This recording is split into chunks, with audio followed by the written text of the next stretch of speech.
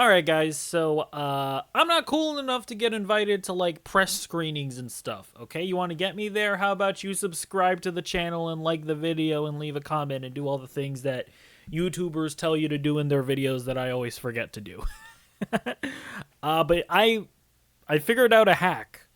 What if I'm having a brain blast? I just react to other people's reviews. Ha ha ha! Huzzah! I can steal content and get Thunderbolts content out early. Win-win. Easy money. Not even really easy money for me because this channel isn't monetized yet. Easy content for me. So yeah, we're gonna react to Jeremy Jahns and Christian Harloff. I chose these two because these two are guys that I know for a fact have been down on the MCU as of late. So yeah, let's get into the reviews. All right, so let's start off with Christian Harloff. I already know that he likes the movie, but I haven't seen his thoughts fully fleshed out, so let's get into it. What's going on, everybody? It is the non-spoiler review for the MCU's new movie, Thunderbolts. It's directed by Jake Schreier, and it is starring Florence Pugh, David Harbour, Lewis Pullman, Sebastian Stan. It's got Olga Kurylenko, Julie Louis-Dreyfus, Wyatt Russell, and the list goes on and on and on and on. Okay, so I did an out of theater reaction for this one before. I had said, and some people for some reason didn't pick this up. There are 3 movies coming out this year in Marvel. That, my thought, Wyatt Russell, and the list goes on and on and on and on. I meant to say, does it have Karolyn Karyenko? Because I think that's the person that plays Taskmaster, right? I don't know. It seems pretty obvious that she's gonna get killed off early on in the movie. Okay, so I did an out of theater reaction for this one. So if you saw that, my thoughts on the movie. We'll get into it a little bit more. I had said, and some people for some reason didn't pick this up. I did see that. There are 3 movies coming out this year in Marvel. There was the first one that came out. That was Captain America. There was a second movie. It is this one. There was a third movie coming out this year called Fantastic Four. Out of the 3 of those movies, when it was announced, I said I feel like Fantastic Four will do the best as far as box office goes. I feel like this movie, if done right, with the director that it's had from Paper Towns and doing Beef and all those things, has the potential of probably being the best quality movie. So after seeing it so far, 2 out of the 3, I'm saying I still think that is going to be the case. This movie is pretty layered, more so than fucking get destroyed. Matt Schaefer. No, not Matt Schaefer. Matt something. Director of Fantastic Four. Get wrecked. Pedro Pascal. You're getting beat out by the Thunderbolts. Oh, shit. Most Marvel movies have been. The last movie that was layered as far as character study, I think, was Guardians of the Galaxy 3. This movie is about, is about Yelena and what she's going through since... I don't know. You didn't think that they, you didn't think that Captain America 4, not really having much of an ideological conflict between Sam Wilson and Harrison Ford's character, what's his face again? General Ross. You didn't think that them just not really choosing to explore their characters in any meaningful way, you didn't think that helped the movie?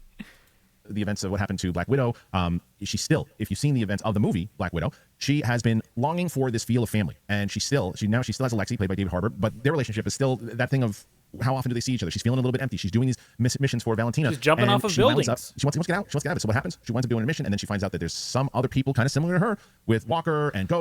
Interesting that she's still doing missions for Valentina, because doesn't she find out in Hawkeye that Valentina lied to her?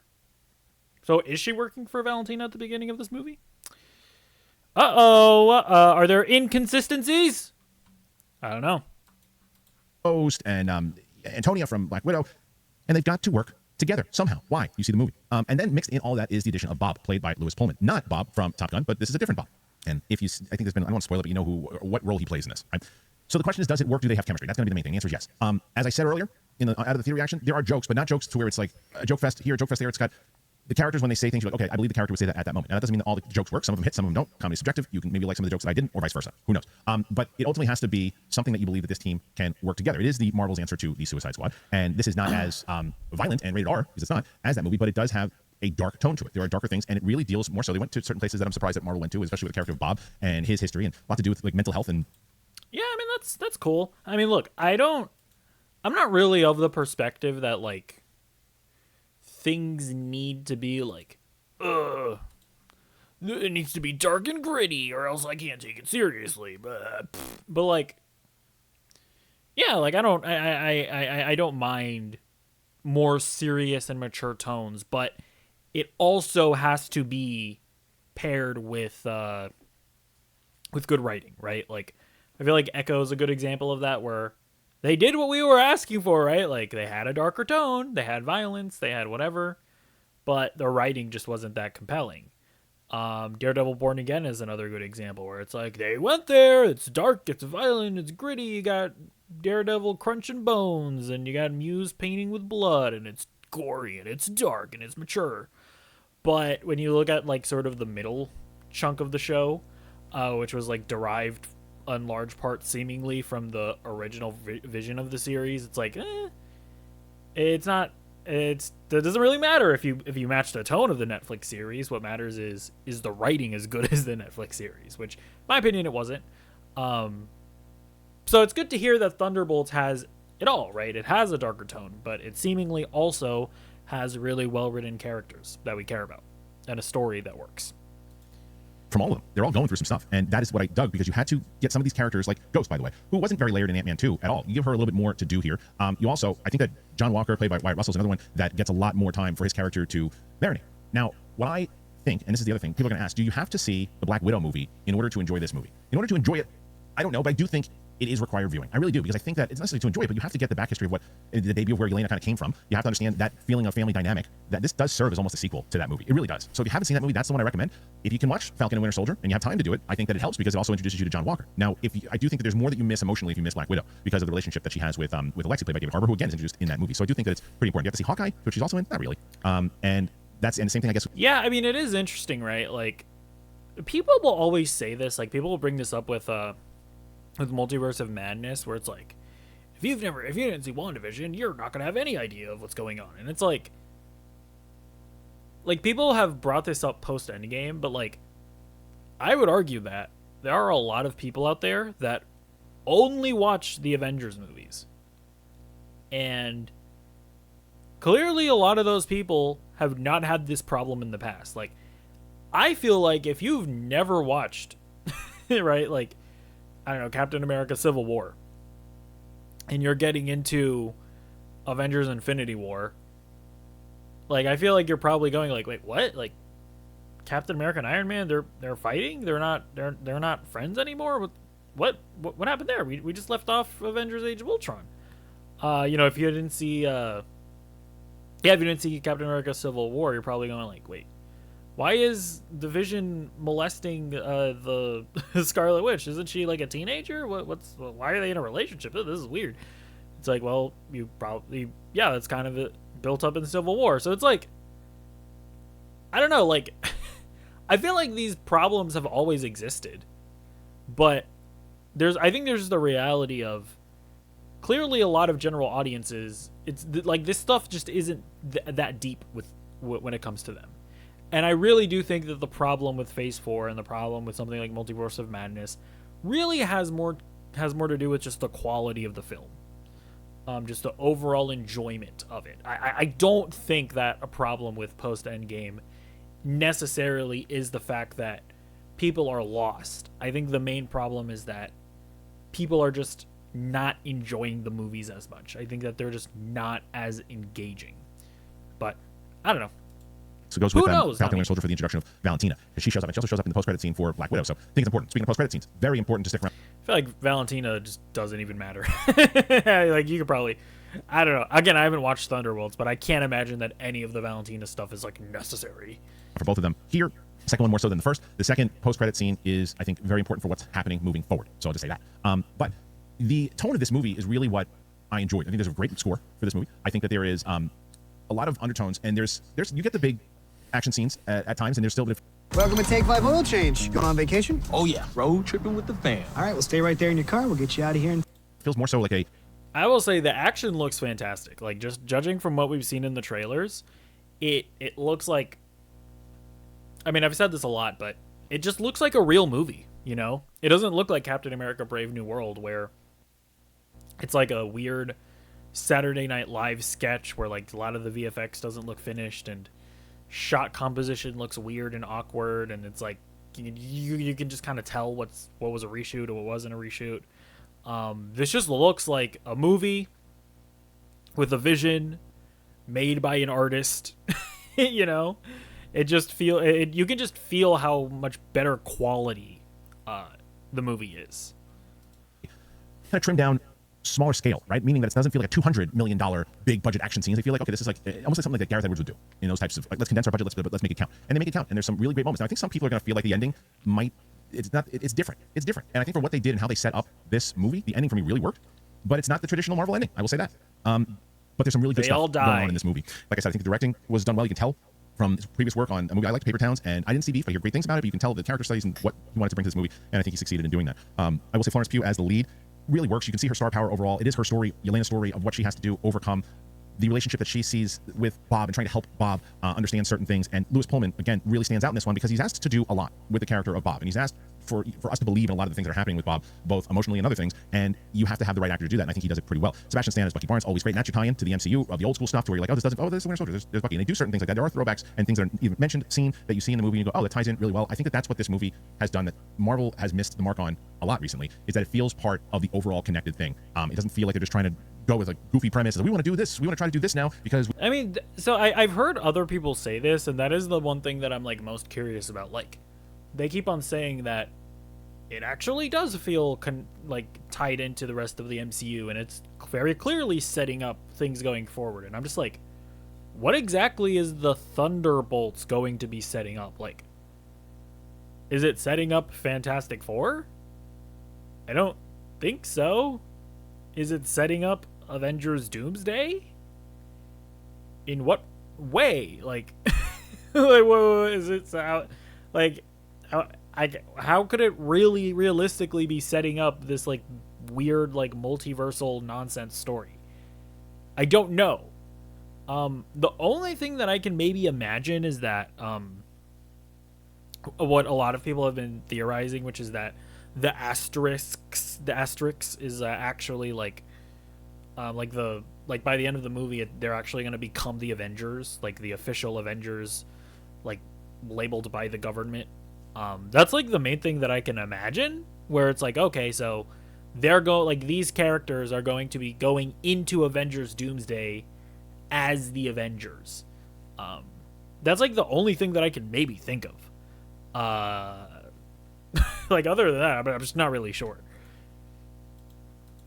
we've succeeded on every other thing that we've tried to do, so we're going to try to do this particular tone, and this director's going to do this, but it's just going to be their style of thing. They kind of got away from that feeling of connectivity, and you can make things like, look, Winter Soldier, that is a Born Identity type movie, but it all feels connected. You can change the tone and this is the same type of thing with this movie. This is a tone that feels different, but yet it feels connected to the overall storytelling of Marvel. And I think that's what's important. Deadpool Wolverine was funny, and it had some good character moments for Wolverine, but overall it was like where Love and Thunder was a really bad version of a Saturday Night Live sketch. Deadpool Wolverine was a funny Saturday Night Live movie, because it was focused on the comedy with some character things here, but it was about the bit. This is about the story. This is about the characters, and that's why I think since Guardians of the Galaxy 3, it's probably the best thing Marvel has done as far as character study, as far as the way that the film looks, as far as not having to go too big. So I'm gonna go 4.2 out of 5 for Thunderbolts. Whoa. I really enjoyed this movie. I think it was great to feel.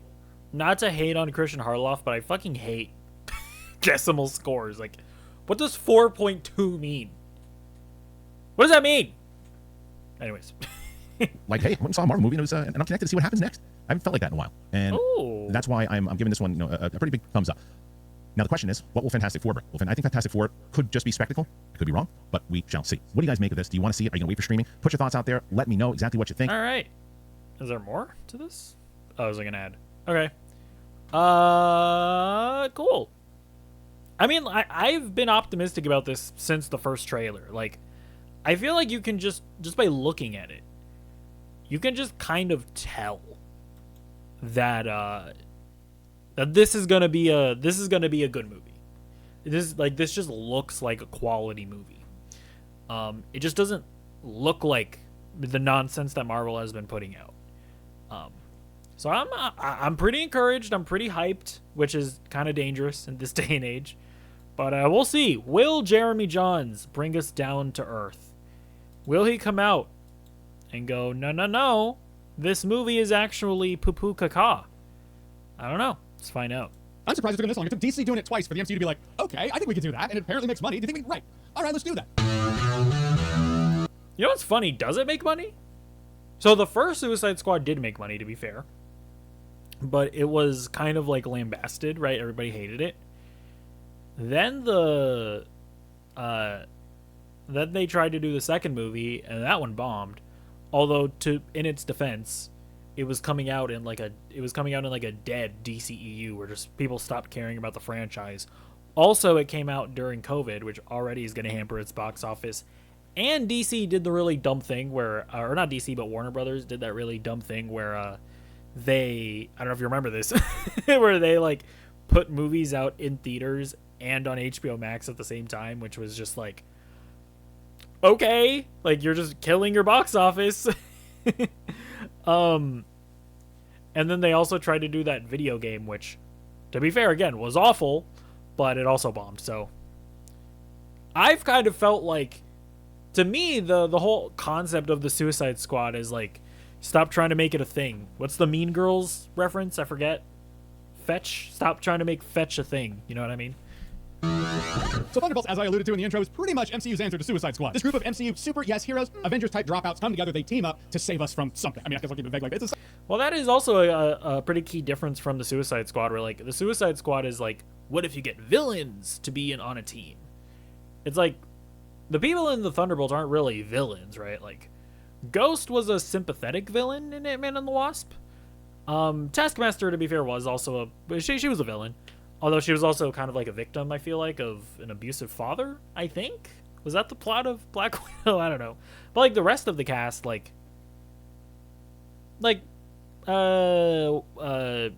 John, whatever, the guy, Dollar Store Captain America, it's like, he was a villain at first, but, like, by the end of the show, he was not a villain.